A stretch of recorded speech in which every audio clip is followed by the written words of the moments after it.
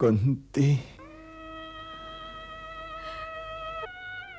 मेरे सिरहाने आओ पुत्री, मेरे सिरहाने आओ। अपने पायंती तक मेरी दृष्टि नहीं जा सकती। तुम्हारे पुत्र ने अब मेरी दृष्टि सीमित कर दी है।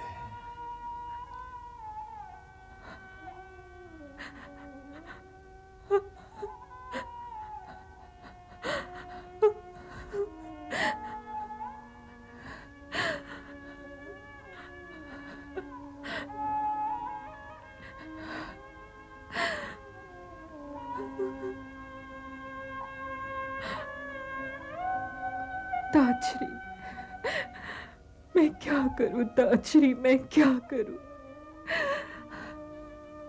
जिस प्रश्न का सामना तुम आज कर रही हो पुत्री,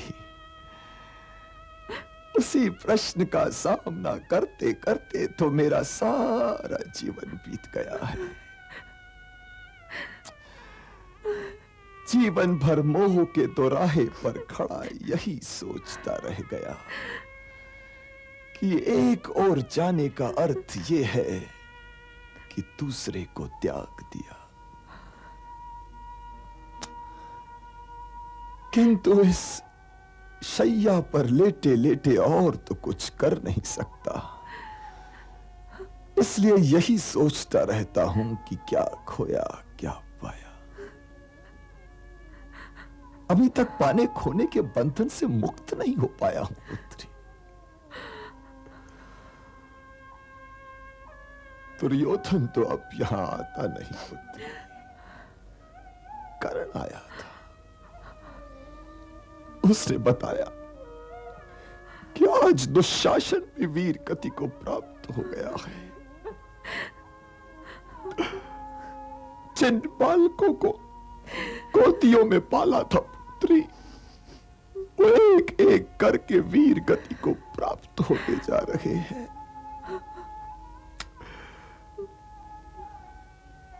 तुम्हें पता है पुत्री, दुशासन में केवल एक दोष था, उसे दुर्योधन से बहुत प्यार था।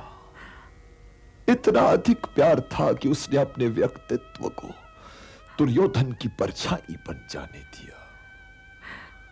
यदि ऐसा न होता तो उसके हाथ द्रौपदी के केश और फिर उसके वस्त्र तक कभी न जाते। इसलिए हो सके तो उसे क्षमा कर दो।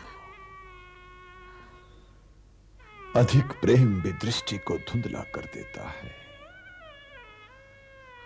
और ये मैं तुमसे भी कह रहा हूं पुत्री कि अपने प्रेम से अपने संदर्श को बचाओ। इस युद्ध में कोई किसी का भाई नहीं है, कोई किसी का भाई नहीं। इस युद्ध में केवल दो प्रकार के लोग हैं।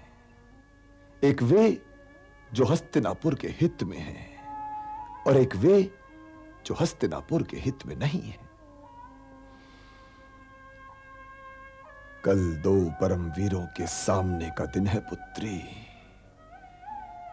इनमें से एक की विजय हस्तिनापुर की विजय है और दूसरे की विजय हस्तिनापुर की पराजय।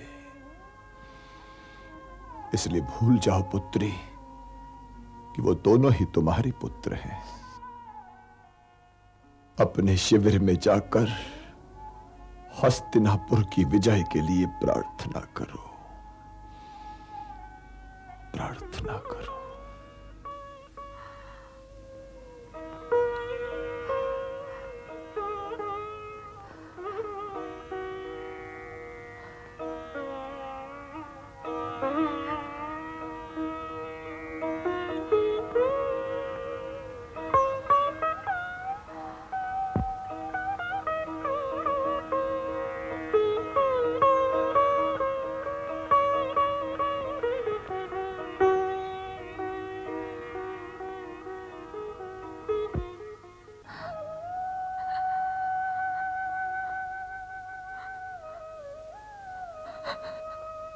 आप बड़े भाग्यवान हैं ताजश्री कि आप किसी की मां नहीं। ये युद्ध चाहे जिसके लिए भी हो रहा हो, किंतु इस युद्ध में वीर गति को प्राप्त होने वाले हमारे ही पुत्र हैं ताजश्री, हमारे ही पुत्र हैं।